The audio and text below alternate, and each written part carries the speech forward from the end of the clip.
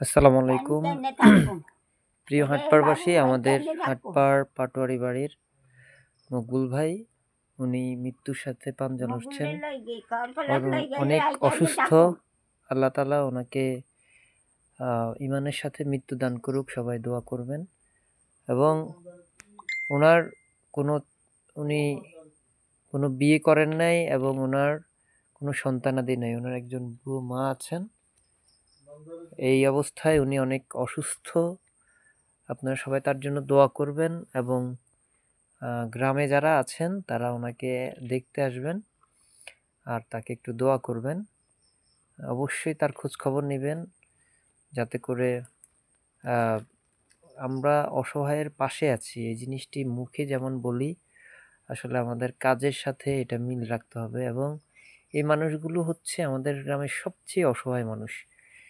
এই খাটে শুইতো, এখন আমাদের অসুস্থতা খুব বেশি, তাই মাটিতে নিয়ে আসছে।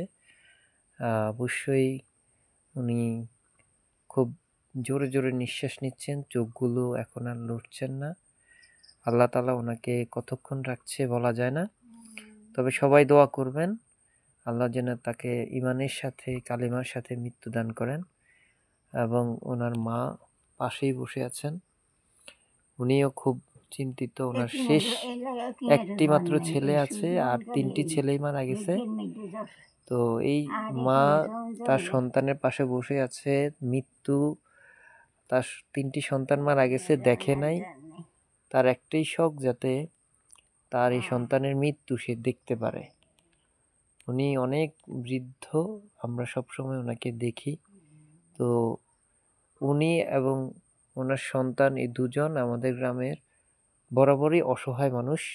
আপনারা যদি সময় পান, সুযোগ পান বা সামর্থ্যবান হন, তাহলে অবশ্যই অর্থ দিয়ে তাদের পাশে দাঁড়াবেন, তাদের খবর নেবেন। বিশেষ করে এই দাদুর ব্যাপারে আপনারা খবর নেবেন। উনি ওনার এই সন্তানের জন্য সব সময় আমাদের কাছে বিভিন্ন সময় সহযোগিতা চান, কিন্তু উনি এবং ওনার সন্তান এই দুজন ব্যক্তি একই ঘরে থাকেন বা একসাথে থাকেন। ওনাদের বাড়ির সবাই কম বেশি দেখেন। ওনার নাতি হাবিবুর রহমান খুব অনেক ছোটকাল থেকে দেখে আসছি যে তাদের দেখাশোনা করে। তো তার জন্য অবশ্যই দোয়া করবেন এবং সে যাতে এভাবেই ওনাদের খবর রাখতে পারে। এবং আসলে হাবিবুর রহমান সেও অর্থনৈতিকভাবে দিনমজুর, নিজে খেটে খায়।